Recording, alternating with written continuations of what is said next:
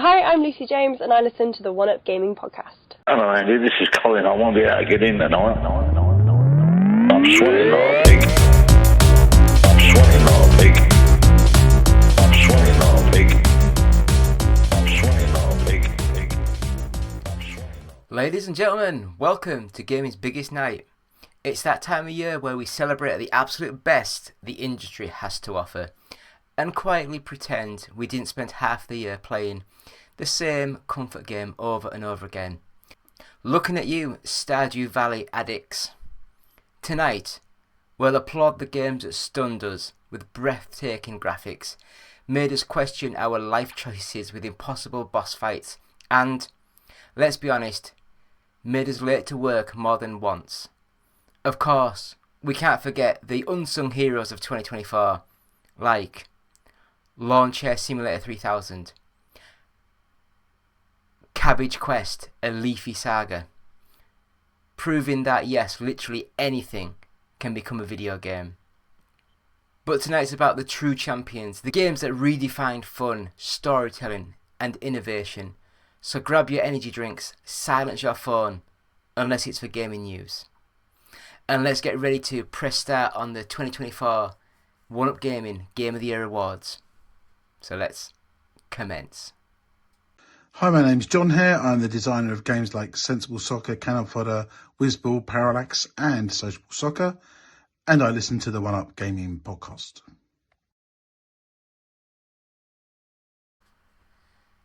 So, David here, One Up Gaming. We're going to have 3 parts to the show.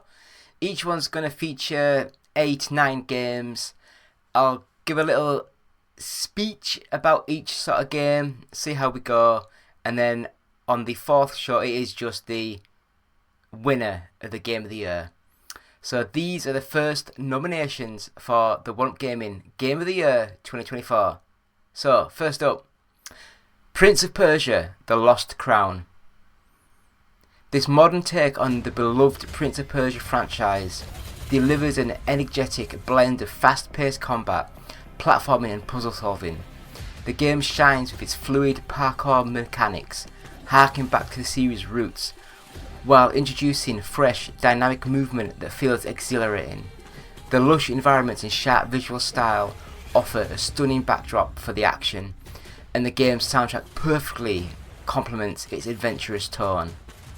However, not everything glitters like the sands of time.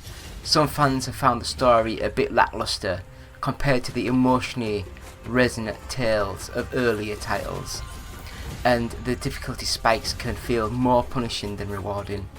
Additionally, while the combat system is innovative, it can feel repetitive in longer sessions. Overall, The Lost Crown is a worthy return to the franchise, balancing nostalgia with innovation, but it's not without its rough edges. Whether its highs outweighs its flaws might just come down to how much you love wall running and slashing your way through beautifully crafted worlds. Nominee number 2, Palworld. Palworld is a wild and imaginative, as its premise suggests, a mashup of creature collecting, open world exploration and machine guns. Its colourful world and adorable pals are undeniably charming, offering a fresh twist on the monster taming genre. The freedom to build, farm, craft and fight alongside your pals creates endless possibilities, and the game's sheer creativity ensures there's always something surprising around the corner. However, this chaotic charm comes with its downsides. The game's tone is all over the place. One moment you're frolicking with fluffy companions, and the next you're sending them into dangerous factory jobs. Performance issues and occasional bugs can also mar the experience, especially during larger battles or when exploring densely populated areas. And while the concept is unique, some of its gameplay mechanics feel underdeveloped or overly reliant on the novelty of its bizarre premise. In the end, Palworld is a delightfully oddball experience that's as fun as it is unpolished. Its quirky approach to creature collecting makes it a standout nominee, even if it's not everyone's cup of tea or pals. And the next nominee, Like a Dragon, Infinite Wealth. So, the latest entry in the Like a Dragon series takes the quirky and heartfelt storytelling to new heights, blending over-the-top humour with deeply emotional moments. The vibrant Hawaiian settings offers a refreshing new backdrop, and Ichiban Kasuga, sorry about that, continues to shine as one of the most lovable protagonists in gaming. Enhanced combat mechanics and absurdly creative side activities keep gameplay fresh and entertaining. But the pacing can drag at times, with some quests feeling like filler. While the turn-based combat remains fun, it lacks significant innovation compared to the previous entry. Additionally, the humour might not land with everyone, especially newcomers unfamiliar with the series' eccentric tone. The next nominee, Final Fantasy VII Rebirth. Rebirth expands on its predecessor with a stunning open world design, breathtaking visuals, and a reimagined narrative that stays faithful to the original while taking bold new directions.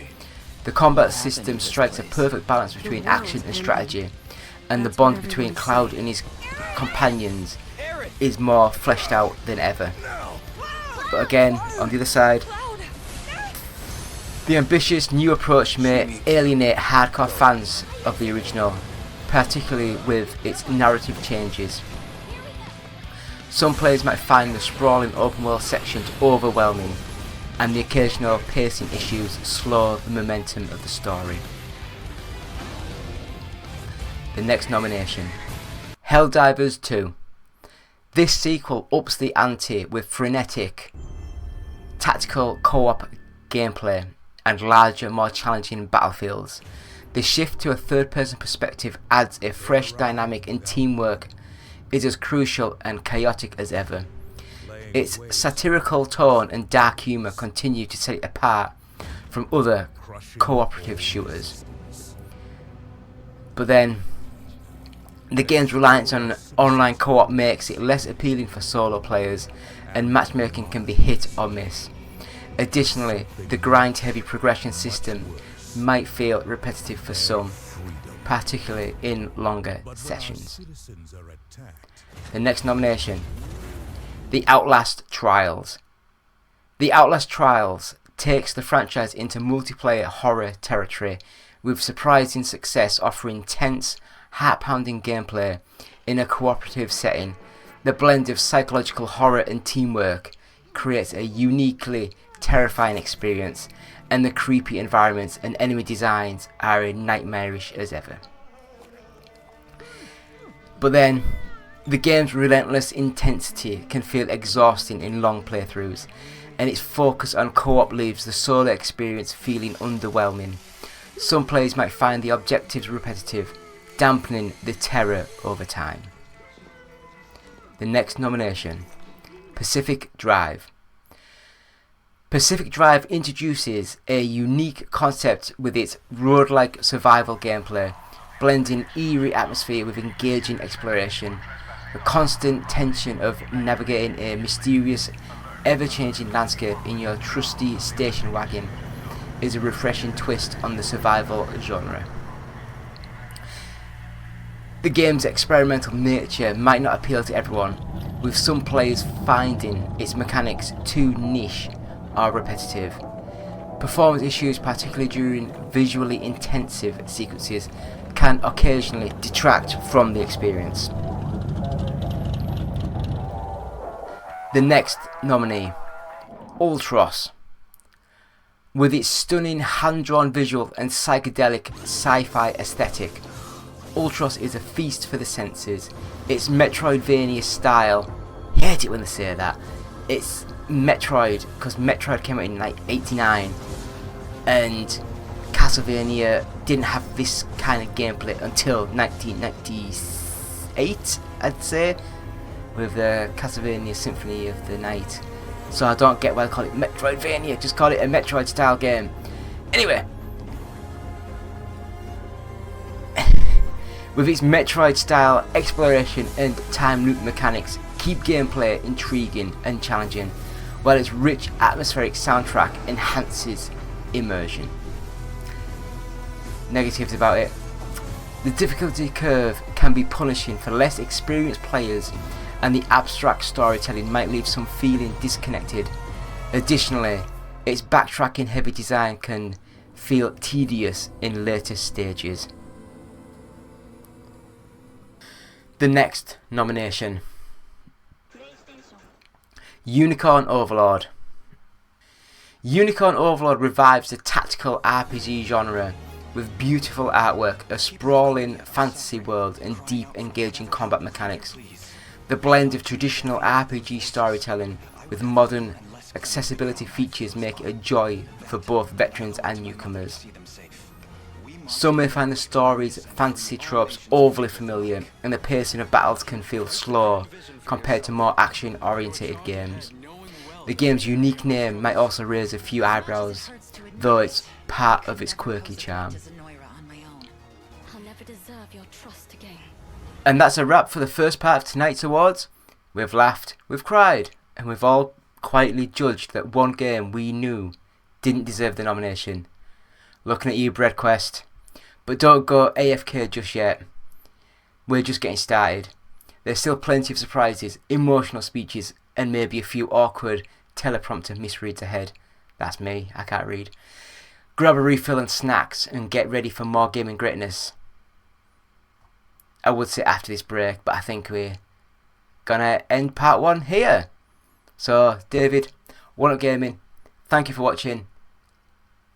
Leave comments. Which of these games do you think should be up for the nominations? Thank you. Goodbye.